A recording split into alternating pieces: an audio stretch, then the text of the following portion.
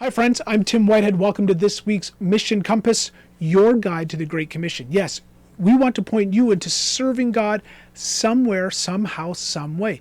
Sharing your faith in Jesus Christ, sharing what He's done in your life with others. Because there's no bigger need than we have than to be reconciled with God through Jesus Christ. This week, we're going to be talking to Rick Rhoads from Bible Centered Ministries. Hey, did I ever tell you that my parents are in ministry? Yeah, my mom and dad, they actually work in the Canadian office of Bible Centered Ministries. So they brought Rick, who's the U.S. and International Director, up here to our offices right here, right in the studio, to talk about how to minister to children and how to equip churches to meet children's needs to learn about Jesus Christ. They're getting all sorts of lies and so on in their schools, all this crazy woke stuff. They just need to know about Jesus. So settle in, like, subscribe, notify so you never miss an episode of the Mission Compass. We want to equip you and your church on how to meet kids' needs, how to reach them with the gospel. So here comes the Mission Compass. Welcome to Galcom's Mission Compass podcast. To learn more about Galcom and our guests today, visit galcom.org.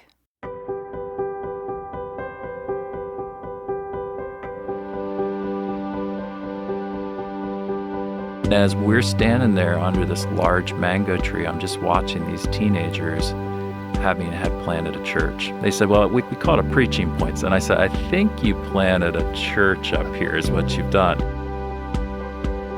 Hello, friend. We're glad you're here today to join us on Galcom's Mission Compass, your guide to the Great Commission. I'm Ron Harris. What does it take to be a missionary today? Well, it may take someone just like you, with the unique skills and abilities God gave you to do your part in the Great Commission. And here's your host, Galcom's Tim Whitehead, to tell you more. Thank you, Ron. Thank you, friends, for joining us again here on the Mission Compass.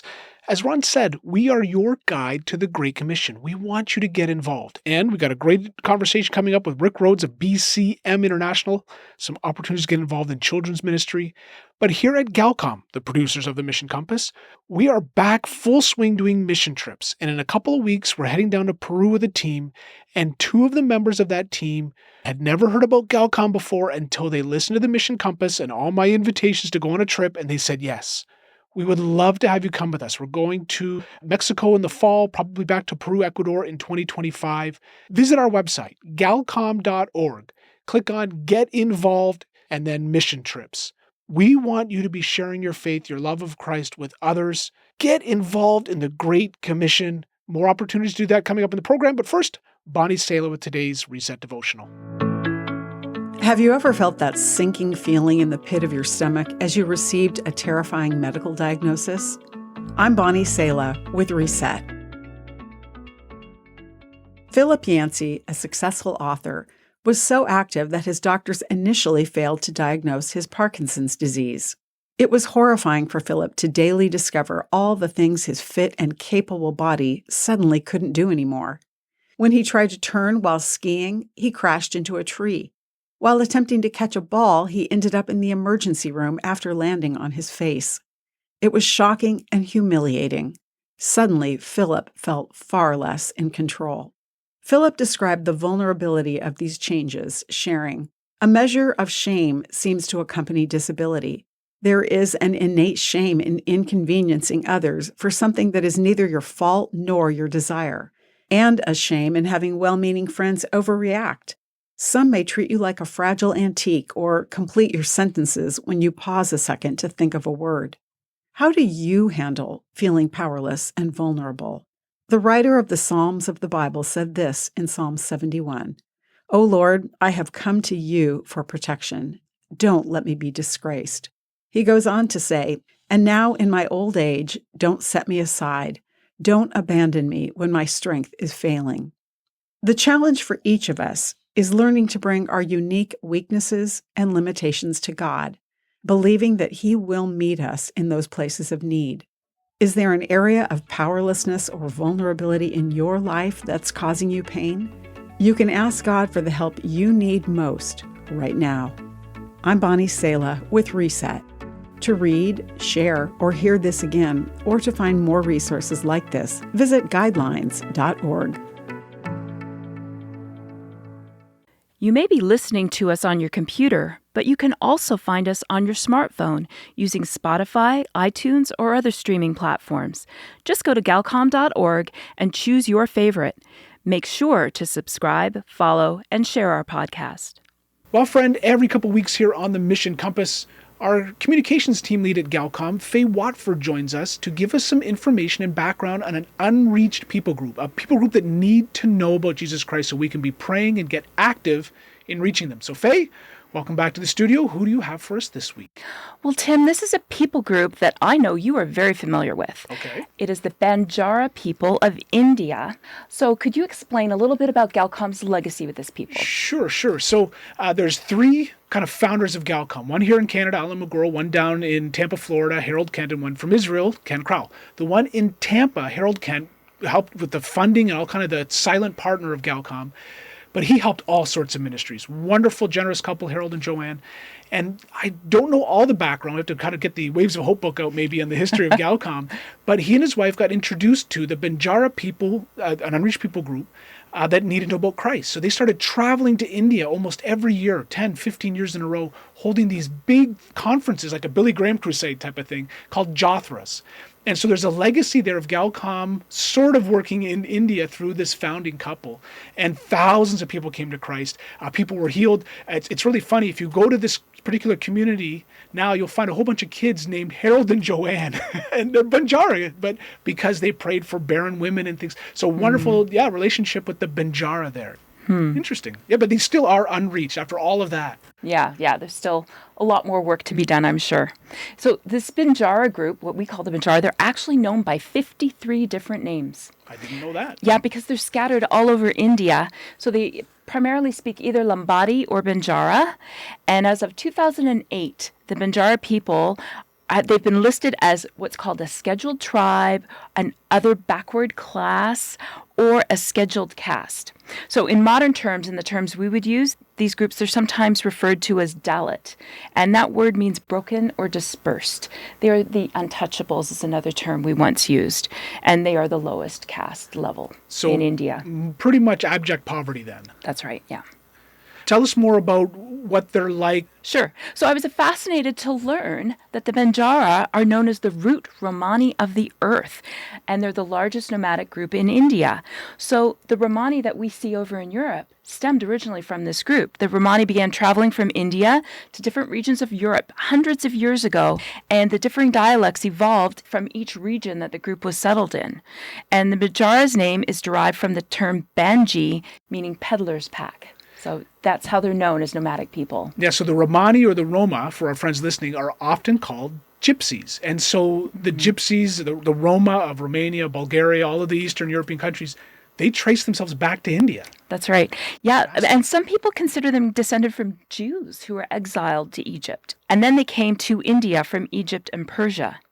Now the Banjara people are all over India. They're in more than 50% of the districts there. I think there's 100+ million of them from the last time I did some research on them. So, okay, so then what do they believe then?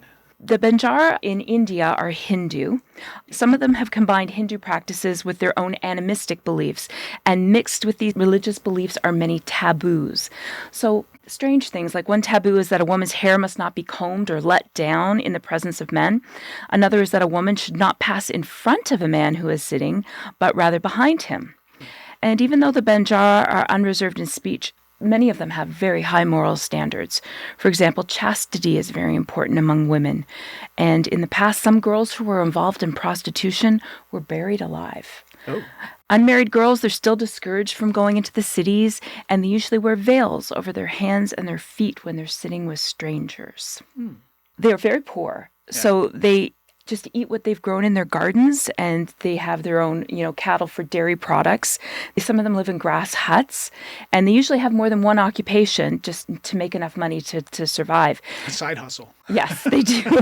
So some of them specialize in making items like broomsticks, iron tools, needles. The role of the leader of these little communities is usually passed down from father to son. Marriages are arranged, and there's a high bride price that is paid. Sometimes it's as high as 20,000 rupees or $450. All right, that's good to know. I was in India and I was teasing some of the young ladies there about arranging a marriage with my son, and I came home and so I was showing them pictures now. But they had to get permission not only from parents but grandparents, aunts, and uncles. Like a big community has to approve Absolutely, these. the whole community has to agree to this marriage. Yeah.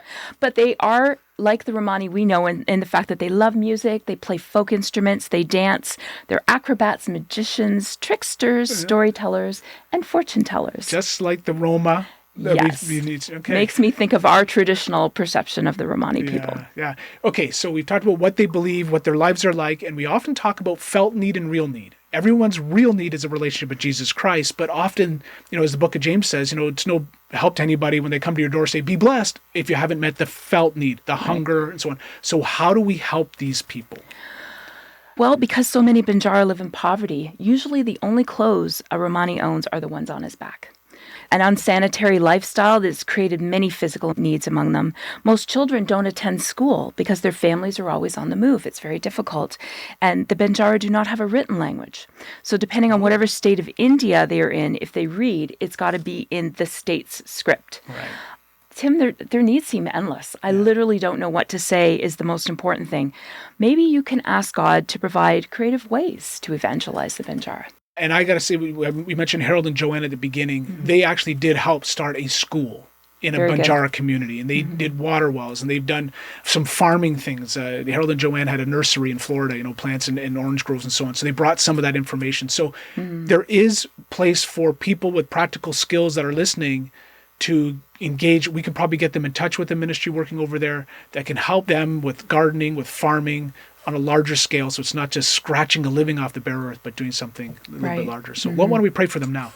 Father, we just pray for the Banjara, this massive people group, 100 million plus people that are trapped in animism and in the Hindu faith, all mixed up and muddled, all sorts of taboos and good luck things. And Lord, they just need peace with God. They need peace through Jesus Christ. And so we just pray that we as a ministry at Galcom would find partners to broadcast the gospel to them, and that others would come alongside with farming education and schools for children and water wells and all these other things to help lift them out of poverty. But Lord, more than that, to show them that you love them. Lord, just bless them. Lord, help us to be part of the solution, I pray. Amen. For more on these people and many others, check out joshuaproject.net. There you can sign up to receive an email every day on an unreached people group, and Joshua Project also has an app you can download to your phone. Great work, Faye. Thanks, Tim. Well, friends, thank you for joining us here again on the Mission Compass, your guide to the Great Commission. We want to find your spot in where you serve Christ. You've got some experiences to share. You're a witness for Jesus, and we're trying to find your role. So, to that end, I've searched far and wide, and here in our studios today, President of BCM International, Rick Rhoads, joins us. Rick, great to have you here. Yeah, it's an honor to be here, Tim. So we've been talking about all sorts of ways that we can collaborate. We can work together, our little niche here at Galcom, solar-powered radios, audio Bibles, and your work that we're going to talk about more. And we want to invite friends, you listening, to get involved in this collaboration. So first of all, what's the story on BCM? Give us the quick elevator speech. Yeah, 88 years ago, Bessie Traber, who was a missionary to the Philippines, was home on furlough in Philadelphia. And she was hanging out with some children. And one of the children asked, "What do you do in the Philippines?" And she shared how she would run Bible clubs and share the gospel with children. And this little child looked at her and said, "Well, why can't you do that here in Philadelphia?" And actually, BCM International was birthed out of that conversation with the child that morning, where they prompted her to bring to Philadelphia what she was doing overseas. So she didn't go back to the Philippines. She started working with children in Philadelphia, and it birthed what was known as the Bible Club movement worldwide, that now is in 56 countries and worldwide is ministering to about 1.35 million children a year. And then about 30 years ago, they began planting churches in Asia where when they were reaching children, they realized there was no churches to send them into. And so over the last 30 years, almost 17,000 churches have been planted. Wow. About 5,000 of those are registered BCM churches, and really is a global, worldwide disciple-making movement. So reaching children, planting churches all around the world. But you said Bible clubs. What is a Bible club? Yeah, Bible clubs 88 years ago was bringing children together. Often there would be a playtime. There would be a time where they would meet in homes, they would meet at schools, and usually it would be a group of children from 10 to 20 children and centered around some sort of event that drew them in. And then they would teach scripture to them, they'd share with them. And often it was simple, wasn't complex, but the gospel was the center of it. And those clubs would meet like once a week. Good old-fashioned flannel graph. Good old-fashioned flannel graph involved. Absolutely. I know that there's a couple of camps here in Canada, a couple of camps, or several camps down in the U.S. as well. So it's more than just these little backyard meetings. It's a big going concern. Yeah, so after a period of years, they were noticing a lot of the Bible clubs that were growing in cities, they had a desire to take them out to do camping ministry. And so over the years, 42 camps are in the BCM global organization and serving in 32 different countries, those 42 camps. And so often it would be bringing children out of their context, out of the city or out of the environment they were in for typically a week of camping ministry once or twice a year. And they function differently around the world, but the significant movement towards camping ministry to bring children out into an environment where they could be presented the gospel, a living community, and really get to know Jesus. So full disclosure, we've had our son, is turning 13 this summer. He's been going to the BCM camp here in Ontario for the last 2-3 years. Mm-hmm. And so really quick before we go any further, I don't think it's too late to register. If someone wants to quick look now, where do they find the information to register their kid for a summer camp? Absolutely. You could go to our primary webpage, bcmintl.org. We have all of our camps listed on there. And for camps that are in other countries, there's also connections to those organizations or other web pages in those countries. BCM, all right, so intl.org. If you're panicking, you don't know what to do with your kid for the summer, there's a week solved for you right there. Get them to BCM Absolutely. camp. But there's so much more. We just want to get that down real quick. Yeah. You've been there just a year and a half or so. How did you get mixed up into this kids ministry? Yeah, it's a great question, Tim. So I've been in ministry now about 30 years, started in church ministry, did that for about a decade, and then went into education, was serving as a professor, taught for about 17 years. And during that time, I had connections with different individuals who were missionaries with BCM, heard a lot about BCM. And I had somebody approach me about 2.5 years ago and said, "Hey, have you ever thought about serving with BCM International?" And I didn't read much into it. I said, "No, I haven't." And then about 2 weeks later, another person came to me and said, "Hey, have you ever thought about serving with BCM International?" And in particular, they were asking me about this presidency role. And the second time I was asked, I had a different response. I said, I haven't really thought about that, but I sense I probably need to start thinking about it because you're the second person that asked. And over about a 6-week period, 4 different people who did not know each other asked me the same question. And my wife and I sensed God was doing something. And a year later, I came on staff at BCM International. And it's been a real honor to serve our global team and just be a part of what God is doing all over the world. And I understand that to get acclimated and kind of get oriented, you've been doing a lot of travel. Tell about some of the things you've been seeing around the world that BCM's involved in, how God is moving. We've had the opportunity at this point to travel to almost 20 countries. And it has been profound to see the work that God's been doing throughout the world, everywhere from South America, in particular areas like Iquitos. It's an Amazon city, sits on an island in the Amazon in the far eastern portion of Peru, and showing up to an event where teenagers are leading children to Christ and partnered with the church, inviting children out. And when they invited them out, almost 600 children came.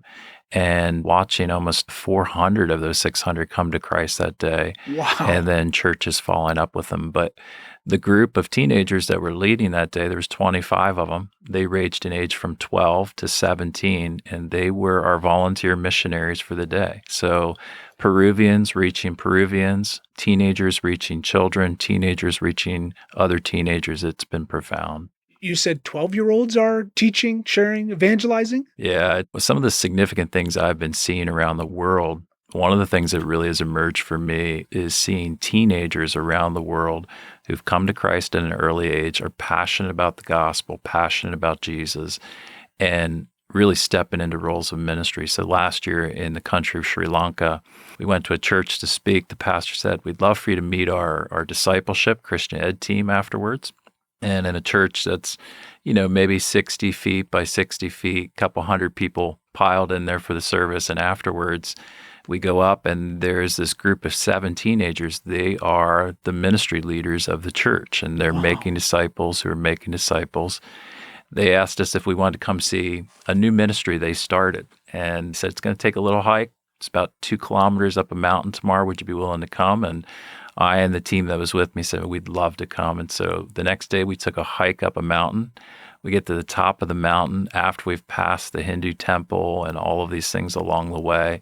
And we get to the top and there's this large mango tree, and there's about 100 people under this mango tree. And these teenagers are just so excited to show this work, where 3 months before they've come up there just to share the gospel with children. Quite a few children heard the gospel, came to Christ out of Hinduism, went back to their homes and back to their mom and dads and invited them back. And so mom and dad came back. They came to Christ. And as we're standing there under this large mango tree, I'm just watching these teenagers having had planted a church. They said, well, we call it a preaching point. That's all it is. And I said, I think you planted a church up here is what you've done. And they immediately said, well, there's no building. I said, actually, the church isn't a building. I think you have a church. And it was just such a beautiful thing. But I could tell stories like that over and over, where God's using whoever is willing. And there's a younger generation that is really stepping into the gospel in all of these different countries and contexts. That's powerful. And so just to explain how you got here to Galcom, my father, who's also here in the studio being really quiet, is the Canadian director of BCM. And so this is the connection here. And he and I have spoken a lot about children aren't the future, they are the present. And that most Christians, the vast majority of Christians, have come to faith between the ages of 4 and 14. There's this pivotal time of formation of worldview and formation of philosophy and morals that all happen at this time. So obviously, though, you've locked into something special to be able to get teenagers and young teenagers to be able to do ministry. So what's the secret? Are you allowed to tell it on air? What's the secret sauce here, the silver bullet? You're obviously doing something miraculous. If there's a secret sauce, it's for everybody, because we want the kingdom to grow, not just BCM. So the beauty about BCM, that's been their passion, is go ahead and make disciples who make disciples. It doesn't matter what you do, how you get paid. You could be a school teacher, you could be a pastor, you could work in healthcare, you could be a garbage collector. Everything is valuable when we look at it as worship unto God. And in every field, we need everyone and every age to make disciples for the cause of Christ. So, children are not the church of the future. They are part of the church today. They are the church today. Teens are the church today. And I've said for years that if we say we're a follower of Christ and we're not making disciples ourselves, we're an oxymoron to the faith. We actually are all called to make disciples. It can't just be left up to the professionals, and it can't just be left up to when someday you're going to become an adult, then you can make disciples. If we teach our children young to live in Christ and that you can make disciples, it's amazing what they'll actually go do.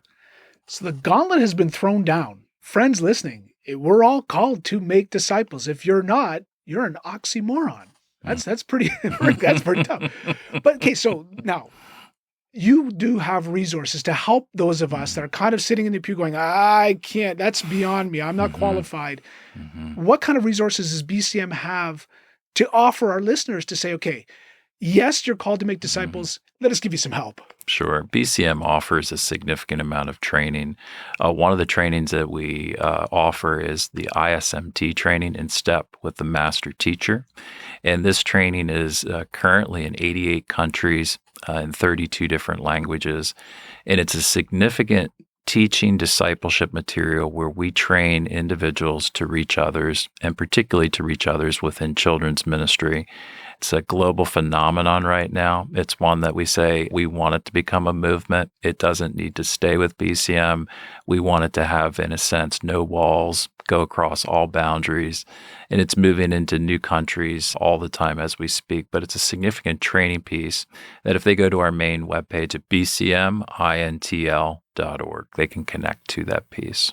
All right. Is there a cost to that? Is it something that your church has to apply for? Or can I just go on there myself, bcmintl.org, look for In Step with the Master Teacher, ISMT, and just go, English, I need that. Yeah, so there's different countries, different languages. Pricing will be different for each, but we try to make it affordable to all. And it's something that we don't want finances to become a hindrance. We believe that it's important for all to make disciples and all to be trained and to develop. And so as much as we can, we make it affordable, and we want to bring access to all through it. And I understand, though, that there is something that you offer for free, though. Yeah, we offer bcmtraining.org. There is some free training there as well. And if you go on to that specific website, there's various trainings that are offered there for free. So we've got two websites now. The first one, bcmintl.org. All the information what BCM is doing around the world. And then the second one here, bcmtraining.org, where there's some resources there that you personally can use, that you could take to your church, Sunday school, pastor, and say, here, let's get equipped. Let's get our whole church discipling. Yep, absolutely, Tim. Yeah, and to be able to not just empower one person, but to empower a whole church or a people group or a community to reach their communities, that's our vision, that's our passion, and however we can do that, we want to make that happen. Rick, really appreciate you taking the time. So friends, here it is. Number one, if you got kids that you need to do something with for the summer, bcmintl.org. Get them plugged into a camp today. Probably getting pretty close to the registration deadline if it's not too late, but quick do that. bcmtraining.org for some resources for you and your church for free, and then bcmintl.org. In step with the master teacher, and I'm sure all the information about all the different things around the world, the opportunities to serve are there. Absolutely. Don't be an oxymoron. Let's be making disciples. Thank you so much, Rick. Oh, thank you, Tim. Well, friend, we're at the end of our program today. You've been listening to Galcom's Mission Compass, your guide to the Great Commission. There are many ways to partner with us. To find out more, visit our website at galcom.org. That's Galcom, spelled GALCOM.org. You can also follow us on Facebook, Instagram, LinkedIn, and YouTube. I'm Ron Harris. Thanks for joining us today on Mission Compass, a radio ministry of Galcom International. If you enjoyed this podcast, we upload a new episode every Monday. You can also find us on the radio or other streaming platforms. We have a list on our website. Make sure to subscribe, follow, and share our podcast. Please rate this episode and leave a review. We would love to hear back from you. And we also want